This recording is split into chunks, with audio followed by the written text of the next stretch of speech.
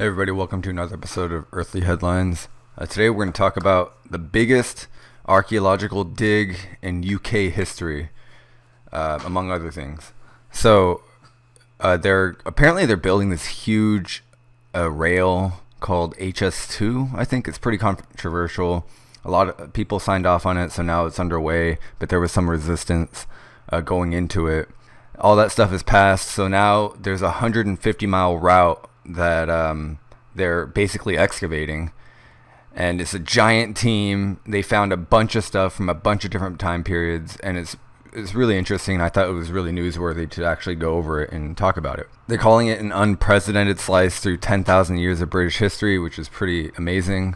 In one fell swoop, they're going to be able to just uncover a bunch of stuff that's been lying dormant forever. Just to give you guys a scope of what this is, there's more than 60 separate digs.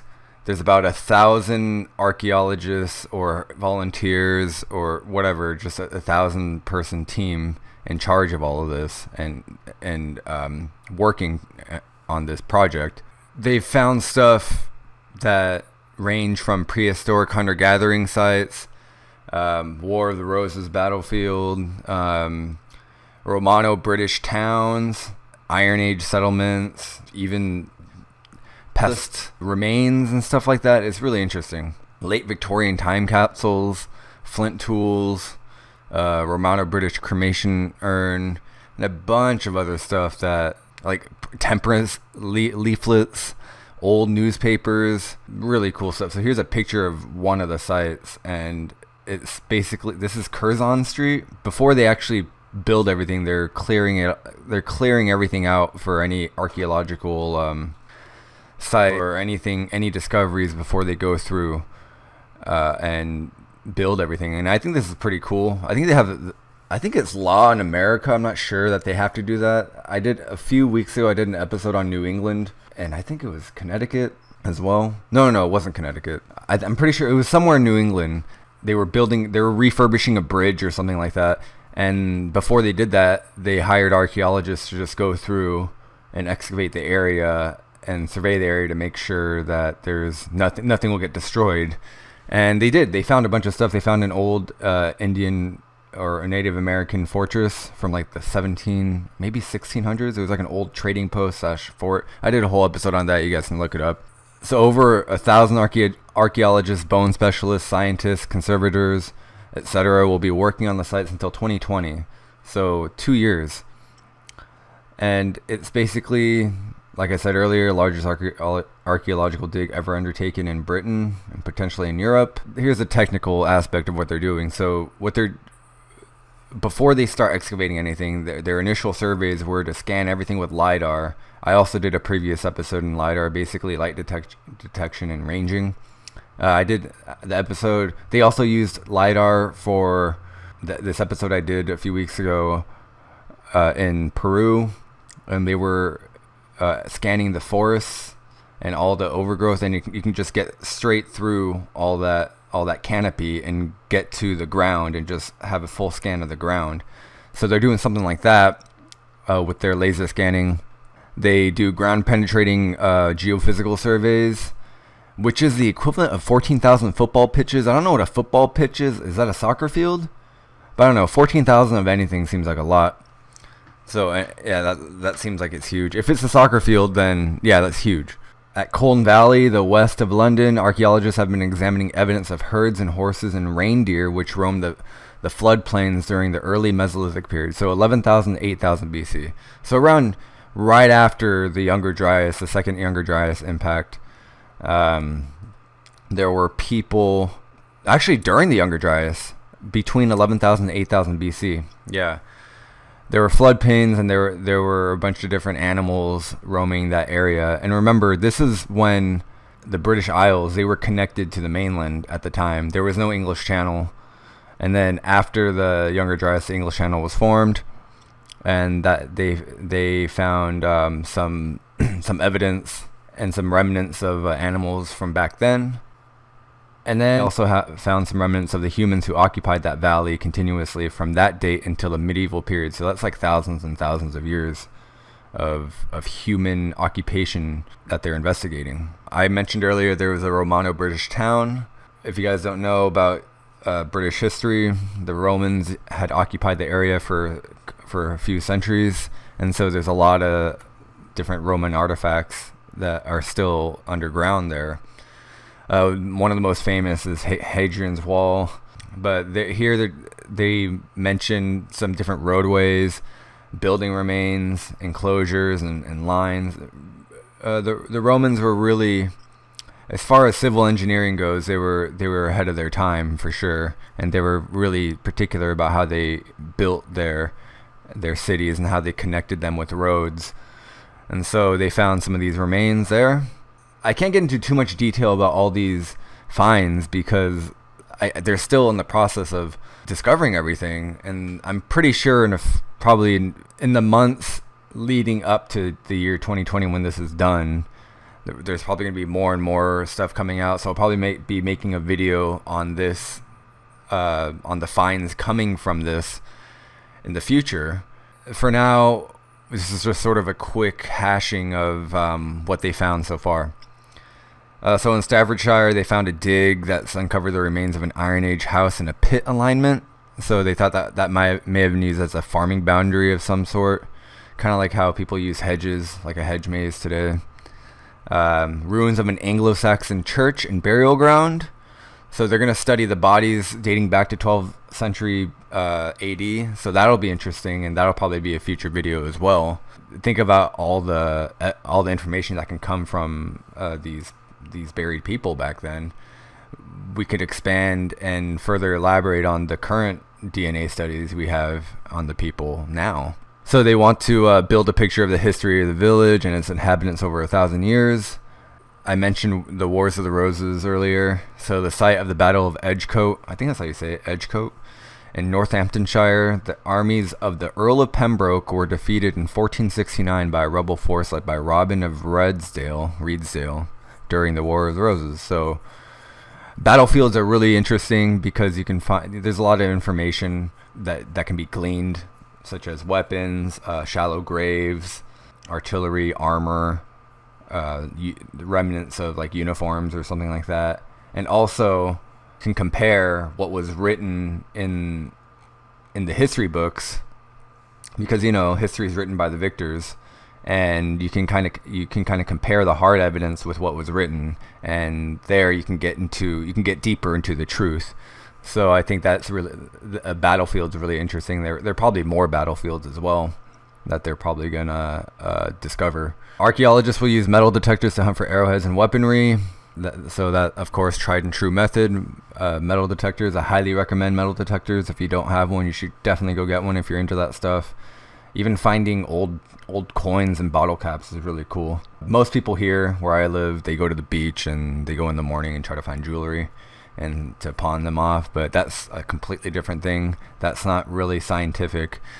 If you live somewhere, I said this in this video I did a few months ago when they found that ancient city in Kansas. If you hear local legends of a Indian burial ground or something, definitely go to that site with a metal detector and see what you can find. You never know. Like, you'd be surprised what you could find. Definitely recommend that. But don't do it for personal gain. Like, don't go to the beach and try to steal jewelry and stuff. I don't condone that. But if you're going to do it, then whatever. Anyway, power metal detectors. The scientists, so when you're looking at battlefields, you're trying to look for something that can validate the written sources. Like I said earlier, you can compare the hard evidence with what was written. In Birmingham, excavations include exploration of the 19th century Park Street burial ground, which is on the site of the new Curzon Street station. So this train station is going to be built on top of a 1800s burial ground, which is pretty interesting. So this burial ground was in use when the city's population grew tenfold during the Industrial Revolution. So that's really interesting. They found this time capsule. Here's a picture of a jar with like a newspaper clipping or something. That looks like it's in pretty good shape. That's pretty cool. 1884. Wow. Over 100 years. Well over 100 years. 130 years. It's expected to be the largest archaeological excavation of human remains from 18th to 19th century Britain. That's pretty cool. There's a time-lapse video here, which I will not show, but I will link to, basically showing the whole process in quick style speed. Yeah, and I guess that should do it for this, not this episode. There's another article that I want to go over really quick. But yeah, so this is what's going on in the UK right now, 150-mile route. Let me know what you guys think about this in the comments. But speaking of the UK, Britain has been involved in archaeology for a long time. I just want to quickly mention this Assyrian artwork from Iraq, which is going to sell for $31 million. $31 million. It's worth way more than my life. So this really quick 3,000-year-old sculpture sold for $31 million at Christie's New York Wednesday. So it shatters a previous world record. It tripled its pre-sale estimate of $10 million. So this is the relief panel in question of the Apkallu, also known as the Anunnaki, also known as the Nephilim, also known as Quetzalcoatl, also known as the feathered serpent. All of these things basically refer to this Apkallu guy who has wings, a beard, this man bag over here. A lot of them have these bags with them, and this little acorn looking thing in his hand. And apparently, if you guys have not read Graham Hancock's stuff, Magicians of the Gods more specifically, that came out I think about 3 years ago now.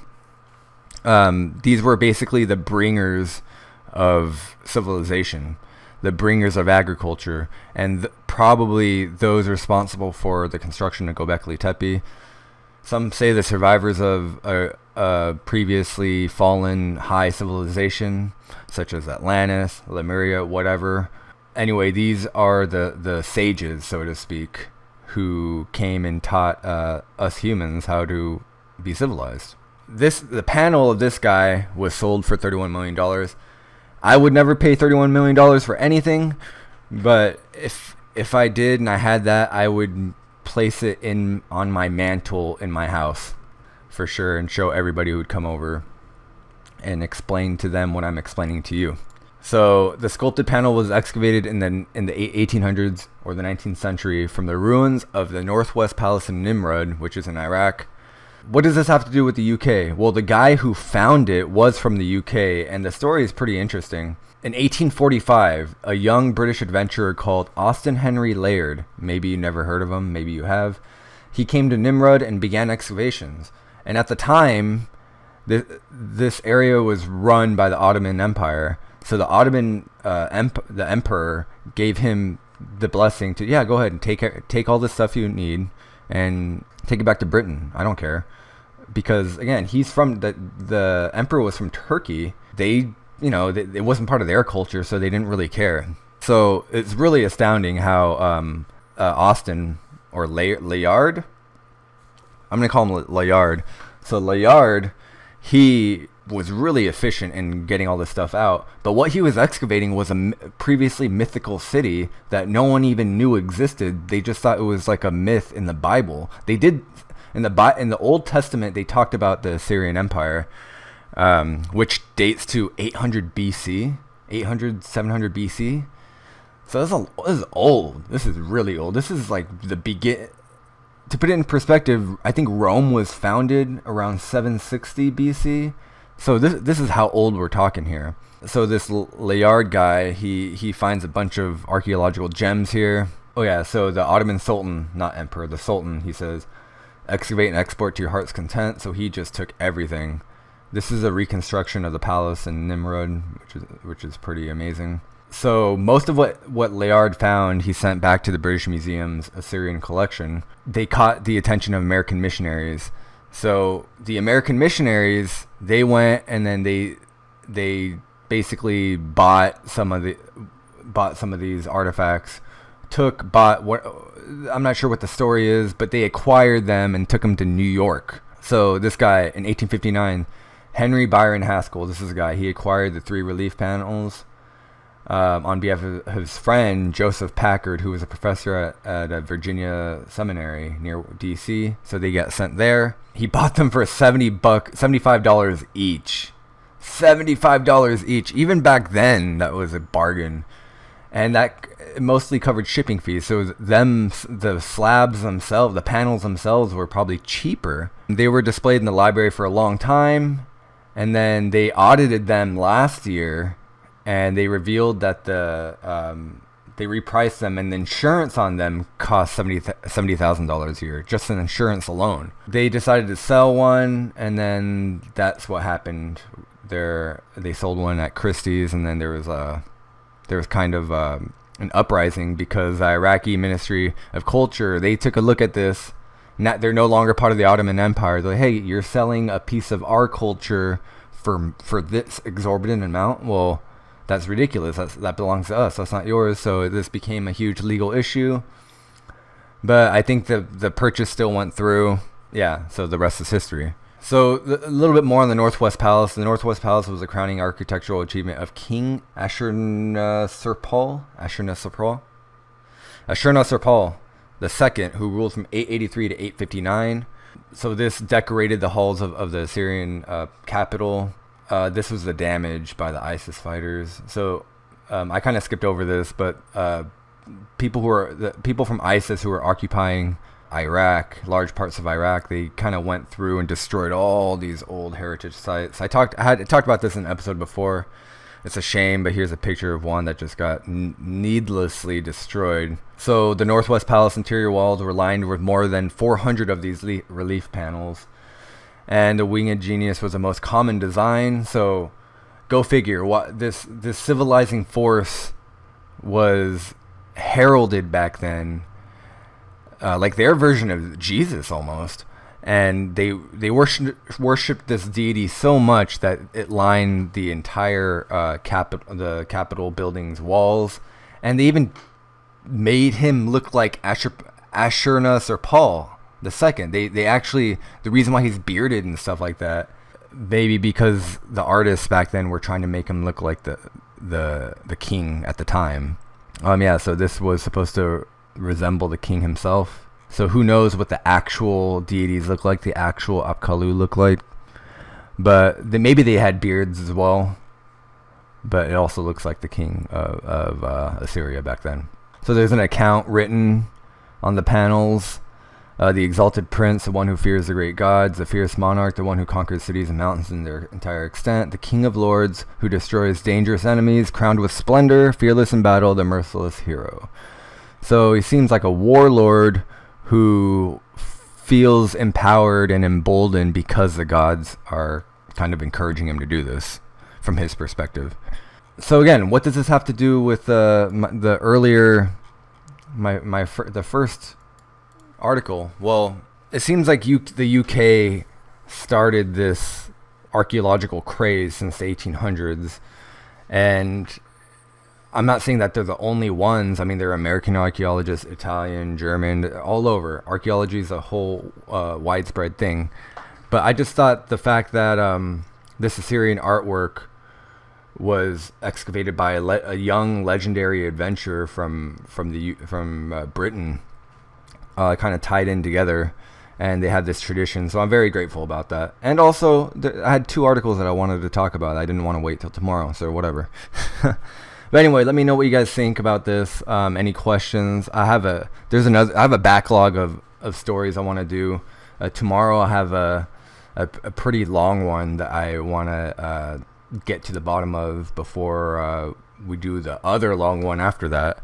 So if you guys have any comments, keep them coming. I had some great feedback from the last video, and I look forward to reading that, and I'll see you guys tomorrow.